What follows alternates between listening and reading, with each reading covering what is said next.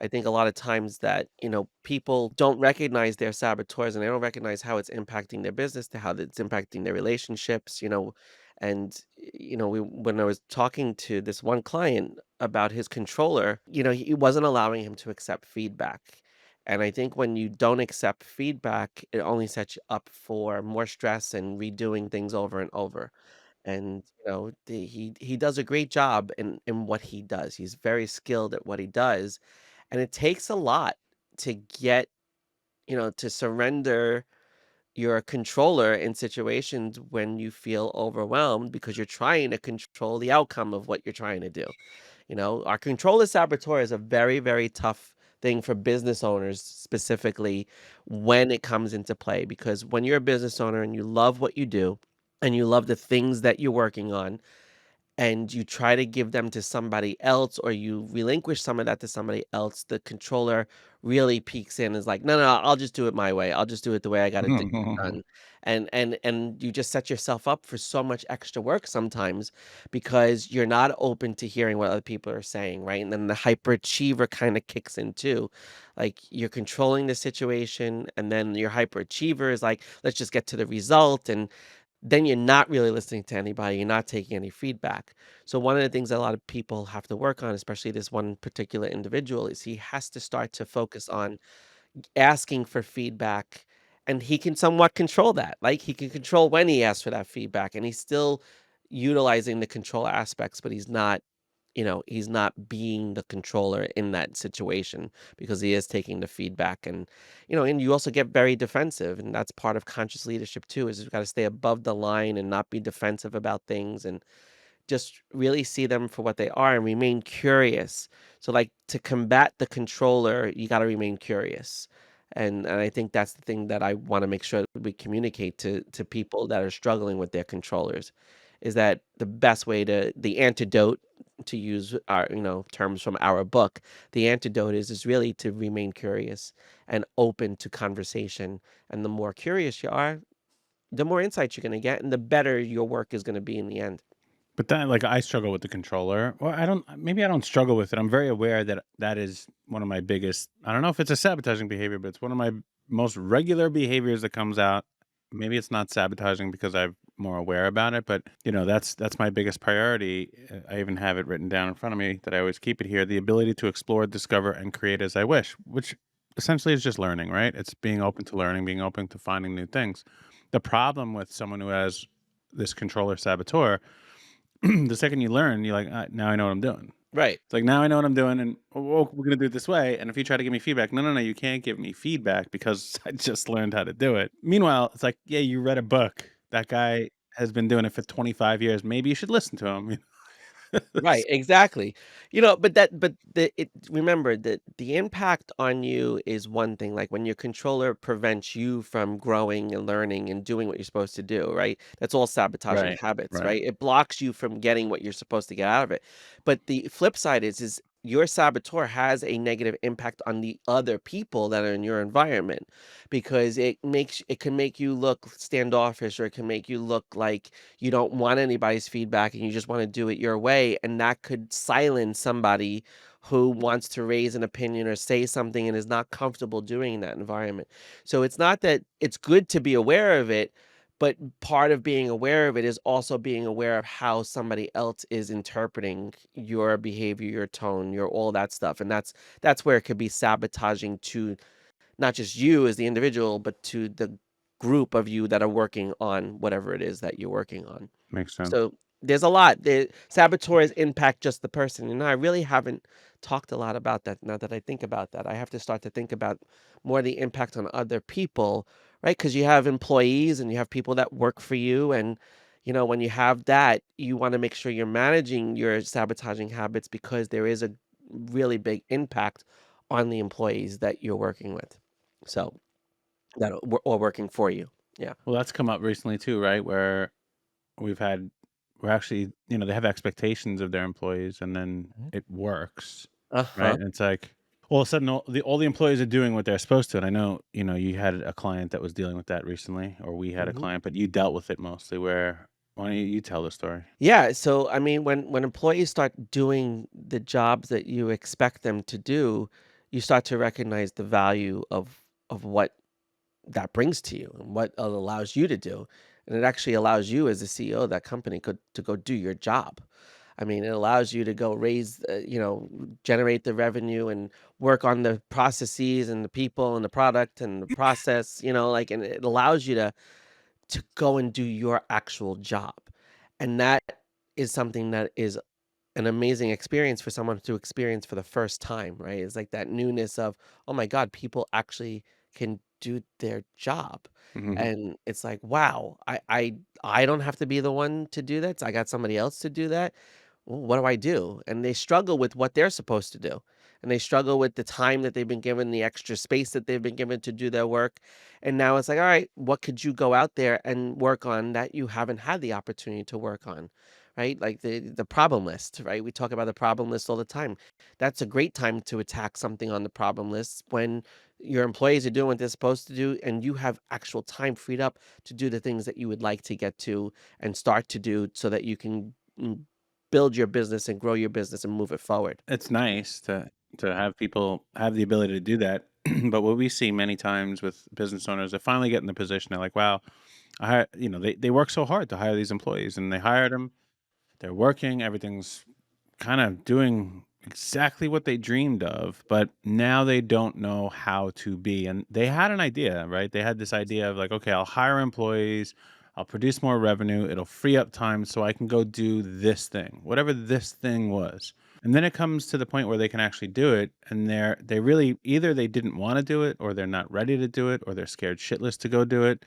So what we see a lot of times is this is when it's a sabotaging behavior. I don't know what you would classify it under, but this is when they actually create new problems that aren't necessary to deal with because they're like, wait a minute, everything's going too smooth and it becomes super unfamiliar. And then either they sit and they procrastinate about things that have to get done. And what I've observed is they do that because they need it to become a problem. So now they have a value in the company again. Or they have this thing they're like, I'm gonna once I have my time back, I'm gonna do this. I'm gonna go to more conferences or something like that, or whatever it is. And then they're like, I can go to more conferences. Like, well, I'll wait for the perfect conference to come up to go to. And it's like, Yeah. yeah, but this is what you wanted to do. Are you gonna do it? And I believe either you need to buckle down and do those things. And obviously, this is why we're coaches, right? We sit and it's not just like a magic wand and all of a sudden you're fixed, but like you got to buckle down and do this. Okay. Or you have to realize, like, hey, man, this is not what I wanted. Because a lot of the times people will get there and they're like, I actually didn't want all this free time. I enjoyed doing that work. I just thought if I had free time, this other thing that I'm going to do now is valuable to the company, but they're not good at it. They don't want to do it. They don't enjoy it. And it's like, what situation did I put myself in? And then they sabotage the productivity of those great employees they hired. What happens a lot of times too, to that point, is you wind up slipping back into a comfort zone because you've been doing this thing over and over. And now that your employees are doing it, you recognize, oh no, I have to come out of another comfort zone, right? Like that cycle, excuse me, that cycle continues, right? We go through the four cycles of comfort to fear to learning to growth, comfort, fear, learning to growth. And a lot of times when we have people doing the right things and they're doing it the right way and we don't have to be concerned about that, well, then it's like, all right, what do I do? And if I get comfortable with that, I'm not going to grow as a human being. I'm not going to grow as a boss. I'm not going to grow as anybody. So what we have to be willing to do is then walk back into that fear zone. And part of that fear zone is, oh my God, did I put myself out of a job? Did I put myself now that I have all these great people working for me, what is my value? And then you have to remember, oh, let me go learn what I'm supposed to do next. Let me go figure out what I'm supposed to do next so I can grow back into that. And I think that's really where a lot of people get nervous is in that I'm leaving this comfort zone, but I've been doing this without all these people for so long. What do I do now? Well, what I usually see them do now is they typically create money issues, and it's like they they're like, "Oh, I have these employees," and then they start actually making more money, and then they decide, "I'm gonna spend it on things that they never even planned on," right? They're gonna buy a new truck, or they're gonna hire an executive assistant, or they're gonna buy, $10,000 worth of branded materials, or invest in a person to do their, engagement on social media. It's like all this stuff and they spend it and it becomes familiar to them. And then they just expect, okay, it's because these employees are doing the job they're doing, money's just going to come in free flow. And then they stop doing what got them there. And that's typically what creates those money issues is like there were certain things that had to take place. And even though these employees are doing what they're supposed to do, usually a founder hires employees to take the workload that was caused by the work that they did. And then when the employees come in, they slowly stop doing that work that caused the need for these employees. And then they're like, hey, how come work's not coming in? And how come, I have all these employees, why aren't you doing their jobs? And then they expect the employees to do new roles like sales or this or that. And like, I don't understand why things aren't coming in, and they compensate with causing new problems that usually cost new money. And then they have it goes into a funnel, and it's like, okay, I don't have money coming in, and more money's going out, and it just gets worse and worse and worse and worse until they don't know what to do. And usually their first response is like, I'm going to fire these people. They're not doing their jobs. And it's like, actually, the company's not doing what it used to when you brought these people in. And these money issues are the most painful thing that people go through is realizing that, holy shit, I have a new responsibility of money that needs to be produced by our company every single month. And when, we've gone through it with our clients, we've seen them go from like $3,000 of expenses. Some of our clients have 100,000 plus in expenses now per month. And it's like, well, I have to produce 180 grand just to, kind of make up enough of a profit to pay myself and pay these extra things. And then they start freaking out and it's like, what am I going to do? And then desperation mode kicks in and they start making a lot of bad decisions. Right. But it stems typically from them forgetting what got them here. And it's fine. It's fine if you hire the employees and you want them to do the things that got you here, but you need to see them actually doing that regularly, because what got you here in the beginning was typically you. And of course, we want you to have an evolution and be able to become the CEO and take on roles either that you really love to do or you're excellent at, but you can't forget along the way, like, holy shit, and essentially, I gotta go keep selling stuff. Like, and that's what got you to this situation of being able to hire employees is you sold stuff. Right, and you can't stop doing that, and it's not gonna be just because you have a higher payroll and more expenses that you can now sell higher products. Like, you might have to go back to the things that got you here again, and those little transactions, and those basic products, and grinding it out at events that you didn't wanna go to, and picking up the phone and calling people that you didn't necessarily think you should be doing anymore, but that's what maintains the business. Hmm. You know, you're bringing up so many points that I want to jump all over, but a lot of times that overwhelm that they create because they're not doing what they were doing to bring the money in to start with, they then create even more problems and create more overwhelm. And they forget that their job is to work the problem, to come up with the solution. We are a lot, and I see this a lot with people who are very inexperienced business owners who were employees for a long time before they went into their own business. When you're an employee of a company, you don't always have to be the problem solver. That gets escalated to the upper echelon, right? They fix the problem, and then depending what level you were at, you're getting directive on how to roll out what the fix is. But when you become a business owner and you have problems, you can't cry like a little bitch and worry about like you want somebody to cuddle you and comfort you and be like, "Hey, mommy, I'm not doing so great. I got all this happening." And it's the answer is work the problem. What are the things one thing at a time? What's the most critical thing at the moment? And that's what you have to identify. What's when you're struggling with money specifically and money issues, you may have a bad money relationship, and that's a money mindset issue, which is part of this contributing factor because employees that we used to living paycheck to paycheck aren't necessarily used to having money, knowing what to do with it, and as fast as it comes in, it goes out the door. But you have to work the problem and organize each issue as its own and really ask the hard questions. Is this really a problem right now? Somebody reached out to us earlier today, and There's a family issue, there's a business equipment issue, there's a cash flow issue, and then there's the chaos of something not being good in the home, right? Something broke and there's mold and whatever.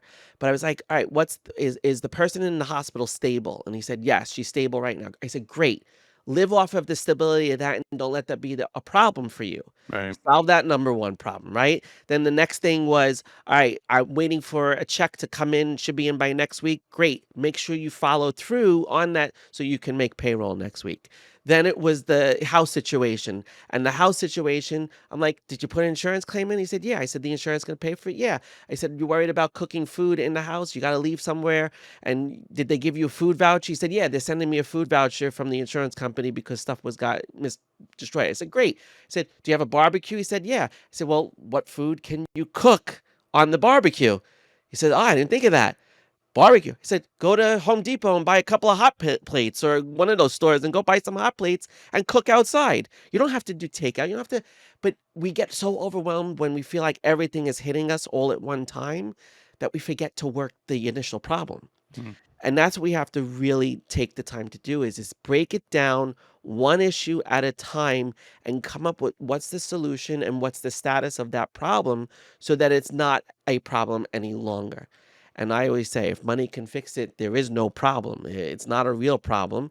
I know I took that from somebody, but I've said that several times, and we have to just change our perspective. Yes, things are chaotic right now. Things are falling apart. There's a lot of chaos in the outside world, but if we consume that chaos, we're going to create chaos in our own world when shit starts to fall apart. And we have to have a process to work the problem and really identify, can is this going to be a problem in 6 hours, 6 days, 6 weeks, 6 months? And if it's not going to be a problem in 6 hours, it's not a big problem. 6 months, yeah, it could be a bigger problem. But we got to that's my rule of 6. I don't know where I came up with that, but is it gonna be a problem in 6 hours? No. 6 days? Maybe. 6 months? Not really. Okay, then it's not a big problem. Figure it out, get it done, and fix it. Hey, sorry to interrupt, but if you're dealing with problems every single day and have no clue how to handle them, then check us out. Go to atomicbusinesscoaching.com, see what we're doing. We have the simple CEO, which will allow you to truly become a CEO. Go check it out, atomicbusinesscoaching.com. The problem with having problems as you're a business owner is most of the newer ones, or the ones who've just achieved the next level of success, meaning employees, maybe a million, $2. The thing is what they don't realize is they are in the problem business, right? There, I don't care what you're selling. I don't care if you're selling ice cream cones. I don't care if you're selling coaching. I don't care if you're selling accounting or, blue collar services. It doesn't, you're in a problem solving business. And as you grow a company, there's other problems that come with that. And guess what? The home life problems only get exacerbated by the success of the business problems, right? Because that means the business has more demand on your time and your money, your energy, your focus. So the home doesn't get that as much, right? And it's like if you're not going to be in the problem solving business, you can't be in any business, right? So you have to actually thrive on, okay, where's the next problem? What's the next fire I can put out? And it's like if you're constantly trying to avoid the problems or solve all the problems and have this like peace and serenity, then you probably shouldn't be a business owner, right? Because that is the game. The game is like, as soon as problems come up, I'm going to assess it, I'm going to address it, I'm going to handle it. And now what's next? Either who's going to handle that? How am I going to handle that? What money needs to go to that? What time needs to go to that? Okay? We've resolved it, or we've put it in its place. What's the next one? Because there's endless problems waiting for you. And the most successful business owners just have a better method of solving these problems, right? Whether it's them solving them, their staff solving them, their money solving them, their time solving them. It's just they have a method, because what you need to do is not necessarily solve the problem, but understand when, how, and who are gonna do that, so you can move to the next one, right? That it's very simple, but there's a lot of amateurs out there, that they've made some money, they've had some success, and they're like, holy cow, I'm a business owner. Not really yet. Like, you've generated revenue, you've created a job for yourself, but you're not really a business owner. And we talk about the CEO mindset, commitment, effort, and obsession. That's great when you're focused on one thing, but as a true owner, as a true business owner, you need to now have the ability to spread that same commitment, effort, and obsession across all the problems. And that becomes this obsession. It was like, oh, what's the next problem I get to solve? Not what's the next problem I have to solve. Woe is me. I got another problem. Yeah. No, it's like, woo, what's the next one? Let's Yeah, go. Bring it exactly. It on. can't be this drama and collapse. It's gotta be, "Bring it on. Let's go. I'm up for it. Let's make this happen. What's next?" It's gotta be a what's next mindset, and that's the thing that's missing here is it's not a it's like the woe is me. It's the victim. The victim saboteur comes out a lot in the situation because they don't wanna solve it. They want somebody else to do it for them, and mommy and daddy aren't around to do it anymore. You gotta do it yourself. Mhm. Well, the biggest problem that I'm seeing right now is the transition into quarter one. And we're at the end of Q1, so we're seeing the results of the work that our clients have done in Q1. And the big problem that they didn't know they had, and now they do, and most of them are freaking out. And most of the ones have had a new level of success, right? So 2024 was amazing for them. They broke through a certain level, and now they were like really amped up about 2025, and they've experienced their first quarter. Those ones who have broke that level and went to the next stage, they're now dealing with the problem of the transition. And what happens is, and you see this all the time, and it might not, you could save yourself in the next quarter, but what happens is they had such a good year, 2024, Right. and they're like, wow, okay, so now I'm pumped up. I have what I need. We're ready to go charge hard ahead for 2025 and do even better. But what the problem is nothing really changed. They expected the same results, or they expected different results without changing anything. Okay, so it's just like, all right, let me go with this flow. So now as they're in Q1, they're like, all right, well, January is going to be awesome, right? Well, no, you didn't really do much work in December except plan what you're going to do next year. You didn't actually do the work. And then they're like, okay, well, all right, so January didn't go as well as I thought. So, what should I change? And then they spend February thinking. And it's like, okay, well, I've thought a lot about it. And then in March, all the problems crescendo because they haven't been maintained day after day after day. And now they're like, oh my gosh, my bank accounts are low, my vendors aren't paying me. All these things are happening at once. And now that's when they start freaking out and they have those money issues, right? Because it all eventually becomes a money issue, right? You can solve any problem with money and any problem will turn into a money issue. They're at the bookends of everything. Okay. But what happens is they did not transition very well. Okay. They're going through and they're learning new skills and they're taking on new things and they're hiring new people and have aspirations about new types of business, but they didn't really transition. They just were like, okay, I'm here, but I'm the same person, right? And I just happen to have a few more clients or a few more employees or another offer or whatever else. And now what's going to happen is in Q2, they're almost going to have to go back to what they were last year and like restart again.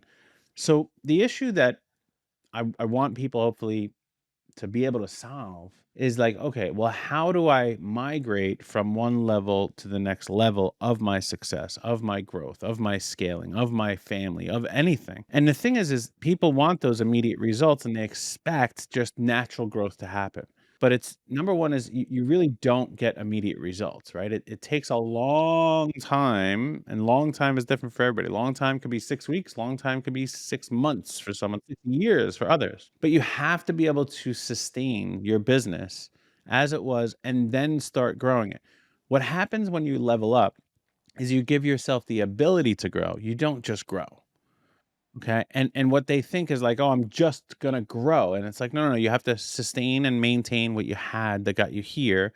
Now you have something extra. And you either have extra time, extra money. If you're lucky, you have extra both that you can now work on this growth to make that transition and you spending time and money a different way, and then spending your time and money working a different way. So you doing stuff and the company doing stuff differently. But it doesn't just magically happen. So that's what I was talking about before is you have to maintain these things okay, that got you here, and then you work on transitioning. You don't just magically transition, okay? So that's what I'm seeing a lot of people now, because last year was a good year for a lot of our clients and a lot of people in general. It really was a good year despite what they thought. I mean, despite what the world thought and the economy thought, like, a lot of people had tremendous growth, and it doesn't just naturally continue without you naturally continuing. But then you also have to grow, okay? And that is that transition. So anytime you're gonna transition to anything, you have to think, well, what's necessary to do that? You can't think about that while you're trying to transition. It's like you have to prepare for that beforehand. And Tom and I, we do our business plan in November, so we're ready for January. You, as a business owner, can do a business plan whenever you want. It's up to you, and you can do multiple a year, right? You can adapt as you grow, as you want to change, as you level up. But you have to really say, okay, here are the things we're going to do. This is when we're going to do it, how we're going to do it, and then do it. You can't expect, like, okay, and then do it, and it just works. Like, that's where all the problems come from that you get to handle. And that's when you have to work on the problem. And that's when you have to maybe have new employees, new vendors, new anything. What I was gonna say is that you make the plan and then you start to execute on the plan, and the plan doesn't go according to the plan, and get discouraged by that. Like, a lot of people get discouraged by that, and they're like, "Oh, no, it's not working the way it was supposed to work. What do I do? What do I do?" And it becomes this dramatic response where we'll work the problem. Like, we rolled But out our that's new the amateur. That's the yeah, amateur. It's like, "Oh my yeah, oh," and, like, you should expect every plan that you create to not to fail. go according to plan. Yeah. I don't know about Or fail. right, have failures or have moments where it doesn't work the way it's No, supposed to and work. but it doesn't even have to be that. It's just it's not gonna happen the way you planned it. It never does. Your plan is a guide, right? And it's like, all right, here's what we're gonna try and see if that works. It doesn't mean it works, right? It never does. And it's but that's what being a pro is all about. That's what being a real business owner is all about, is saying, okay, here's the plan, here's what we're gonna do. And then as you execute it, handling every problem, every Right. moment, every day, understanding that what you did is, if you're trying to 10x your business, you probably be 20x your problems. It's like, so you have to prepare for that Right. without getting the reward of that yet. And the other thing is if you're really good at planning, you can start to anticipate what the potential hiccups are going to be as you go forward with the plan. Like, if you prepare for the anticipated things that could go wrong, if you think a little bit further ahead, it can't, yeah, don't shake your head. I've been in that situation. Well, because you stopped there, but what real business owners who continually grow, people who are making hundreds of millions, billions of dollars, is that there is no end to it. It's not like, oh, you can anticipate it. It's no, no, no, Right. no. You build bigger problems. And you and Correct. I were out to dinner with somebody the other night, and I asked Right. them a simple question of, what do you think is impossible? And they gave me, like, such nonsense, like things that I would handle on a Tuesday morning Right. that they thought were impossible in their lifetime. And it's like, what happens with people who are really successful is, as soon as things start, like, you start anticipating the problems, you're like, all right, well, you deal with that. Now I'm going to build a bigger problem. Right. Right. Gotcha. But knowing that you have the ability. So that's what growth is. You're defining the real growth is you Growth. build a bigger problem. It's the same as if you're going to the gym and you're working out. And if you anticipate, well, you can curl 90-pound dumbbells, you don't pick up the 90-pound dumbbells. You pick up the 100-pound dumbbells. Right. But you see what I'm saying? Gotcha. You create that bigger problem. If you already know, like, yeah, yeah, Yeah. it's gonna You be a can do problem that. at rep number 8 for that, Right. you're either gonna say, "Well, I'm gonna do 12 reps instead of 8," or you're like, I'm gonna Go with the have a heavier weight. heavier weight. But Right. that's what these people do, right? That's what Mhm. I've done my whole career, is you just, "Okay, what's the next big problem?" Now, there's a risk at that too, because you could jump too quick, Correct. okay? So there's a delicate balance there. Mhm. But I do agree with you, is you will start anticipating your Right. problems. Right. But when you get really good at that, or it's so frequent that you're so ahead of the game, your problems aren't big enough. Well, that's very true. 100% true. That was that situation. His problems aren't big enough. You deal when you're dealing with small, like when we raise kids, we always say, little kids, little problems, big kids, bigger problems, right? Mhm. It's just a natural progression of things. There are things that you did not ever think you would deal with the teenager when the kid was 16 months old, right? Versus Yeah. 16 years old. You see it differently. And that's how business is too. When you're in your infancy, those are little problems. Then you create bigger as you grow and you have bigger problems. But Bigger doesn't mean bad or worse or whatever.